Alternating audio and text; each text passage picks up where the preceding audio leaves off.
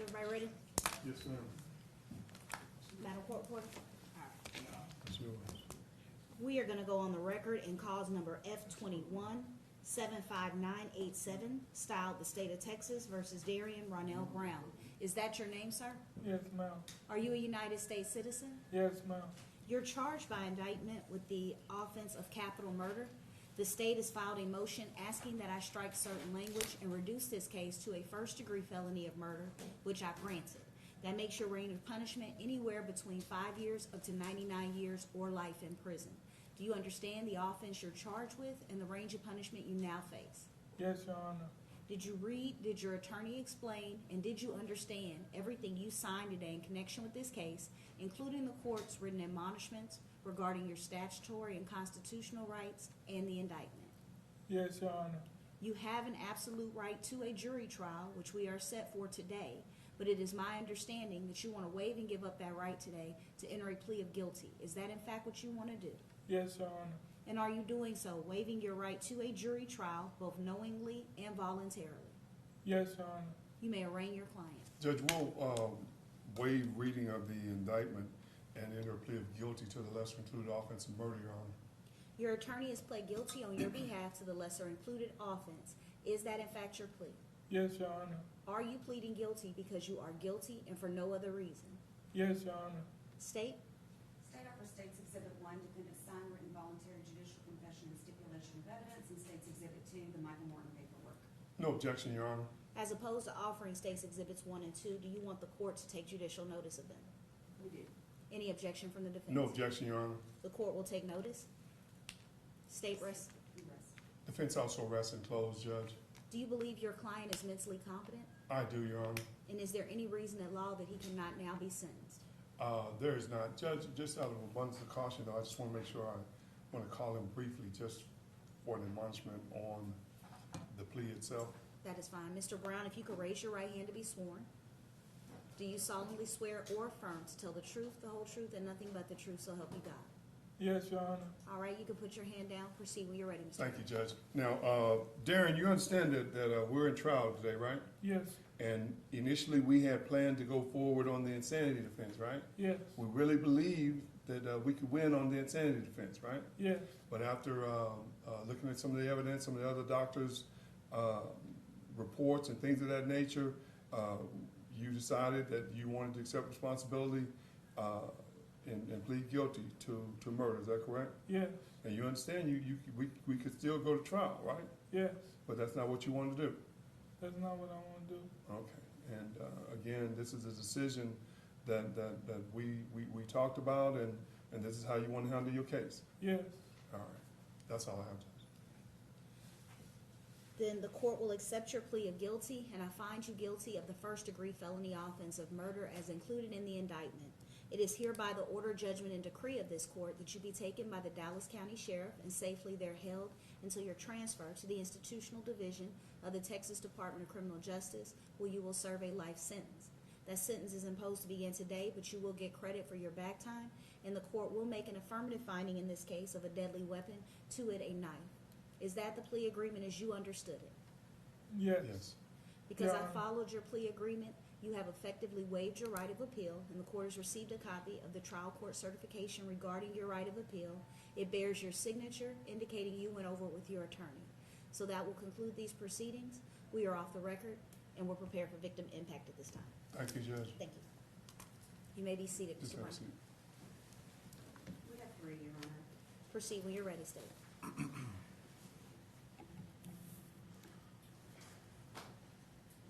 This is from Patty Seagroves, who is currently the grandmother and custodian to the remaining twin, Carter Gernon.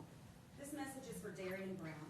We were asked to write a victim impact statement so that we, the family, could explain how what you did has affected us, how it has affected the children, Carter, Abigail, and Ashlyn, his incredibly strong siblings. First of all, I just want to say that I hope that you seek God while you're in prison, because you need him worse than anyone I've ever known in my life. You need to truly seek forgiveness from him, because whether or not the family forgives you doesn't matter, but God's forgiveness does. He will be the one to determine where your soul ends up. There are no words to describe the pain that you have brought onto our family. Cash's brother has suffered unimaginable as we all have, a pain that no one should ever have to feel, especially at 4 years old. You have caused him, Carter, an agonizing hurt that will never go away. He longs to have his brother here to play with, to experience life with. He was very close with his twin brother. They never got to experience the first day of kindergarten together because you took Cash's life before he was ever able to even step foot in a school. Because of you, he'll never know what it's like to have a girlfriend or drive a car for the first time or graduate high school or college. He'll never get to know what it's like to get married to the girl of his dreams or have a beautiful child to carry on his legacy. Instead, all there is a memory of what a beautiful, loving, funny little boy he was. And that's something you won't ever take away. Every single day, I imagine what Cash would look like and what it would be like for his brother to have him here. We suffer from your disgusting, hateful, and horrid act of violence every single day. Again, the pain of what you did won't ever go away, and if I had it my way, you would never see the light of day again, and you would suffer the same fate that you have brought on Cash. Your mother, who you have also victimized in this, would have to feel the exact same pain that we're feeling, but I'm not the judge in all of this. I'm just an extended victim. Just know you didn't kill Cash because, while he may not be here physically, he will live in our hearts forever. He will forever live in a place that you probably won't ever get to see. And when you tell your mom that you love her at the end of your video calls, please remember that Cash won't ever get to say I love you to his mom again. The pain of losing her child has been so unbearable that she can barely function, if you even want to call it functioning. You have destroyed her. Your victim list is very long because there are so many people that love Cash. God says that his vengeance is his, and I don't think he'll be letting you get away with what you did. His punishment will be far worse than anything we can dish out to you, and I hope you hear the name Cash ring out every day in your head and it haunts you for the rest of your natural life. I hope you never get to leave prison unless it's in a body bag, and I hope you rot in there. It is with great sorrow that I stand before this honorable court today, prepared to address the monster that has single-handedly altered the course of so many lives. My name is Trevor Gernon, the father of Cash Gernon and the victim of your heinous, cowardly act. What I hope to achieve by making this statement is twofold. First, that you will recognize my son, Cash Gernon, as a person, a human being, loved, valued, innocent, and not an item to be discarded. Second, I want to brand your memory with the name of my son, Cash Gernon, so you never forget he gave his life to ensure that you will never again have the opportunity to victimize another innocent member of society. What I'm forced to do today, no parent should have to do, but you defile the sanctity of our family. And as a father, I'm obligated to advocate for my son, Cash Gernon, so I stand prepared to be his voice and zealously defend his memory. My son, Cash Gernon, was the apple of my eye. He was my legacy, the continuation of the Gernon line, which you have shattered. Your cowardly act has reduced me to a fraction of my former self, and all that remains is a hollow shell of a man fueled by the guilt of failing to protect my child. This statement is my son's defense and should be communicated, a clear message. As a father, I would have given my life defending his. And from this day forward, my life will be spent carrying his memory in a way that will impact the lives of others. Initially, I was in favor of the death penalty, but my son's death wasn't painless or humane. You made sure of that, so now I'm opposed to you having the option to leave this world without first living out the days that you stole from my son, Cash. You do not deserve the opportunity to circumvent responsibility or leave this world prematurely as my son did. I trust that the Texas Department of Criminal Justice will enforce the sentence imposed by this court and house you accordingly. There is a cage that awaits you at a maximum security prison, and that cage will function as the only home you know from this day forward. After my release, I will rest assured knowing my tax dollars are being well spent, preventing you from ever rejoining society. I can only hope that you decide, in the name of my son Cash, to do something meaningful and productive with the remainder of your life. And then, and only then, can the atoning process begin as you await the afterlife. In conclusion, the Christian in me hopes that God will have mercy upon you, but the Father in me prays that this court shows you none. Now my son Cash can rest peacefully, knowing that his loved ones will have closure and the healing process can begin. And finally, this is a statement from Cash's grandmother, Connie. On May 15th, 2021, my daughter and I received a phone call from the Dallas Police Department.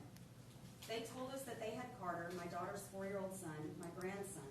They said he needed to be picked up, and I remember how hysterical my daughter was when they told her they had Carter, Cash's twin brother.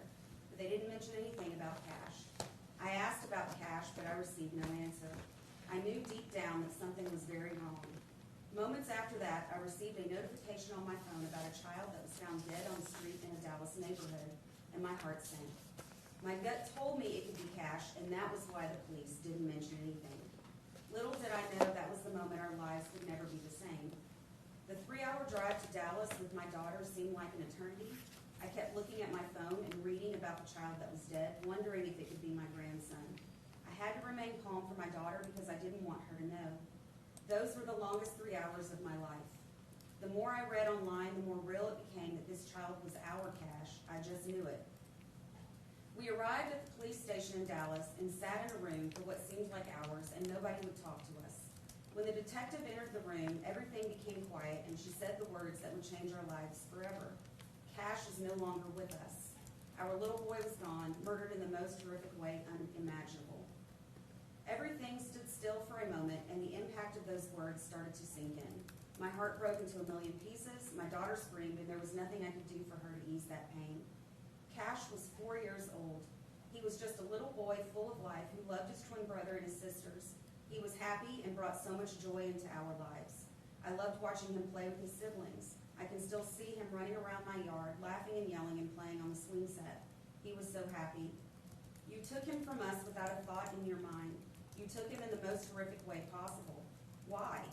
I asked myself what your reasoning was. Our lives are forever changed, and Cash's siblings' lives are forever changed. What did this innocent child do for you to do this to him? Just thinking about the horror he went through makes me want to scream. I hate you with every part of my being. You murdered our little boy, stabbing him over and over again, and left him lying on the street like he was garbage. Cash will never have a first day of school, or graduate, or go to his high school prom, or to college. He'll never get to have children or a family of his own.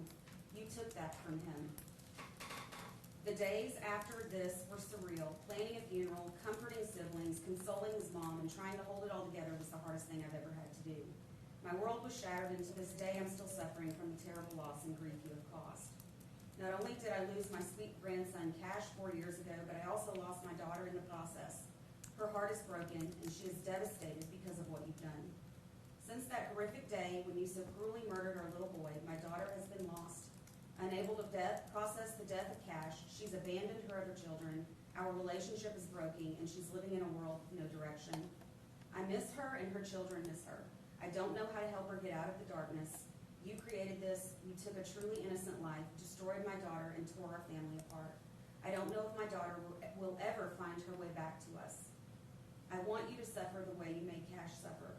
I want you to be locked up for the rest of your life, and every time you close your eyes, I hope you see Cash's little face and his innocent eyes before you took the light out of them. I wish you nothing but misery. That's all. That will conclude these proceedings. Thank you. Thanks, sir.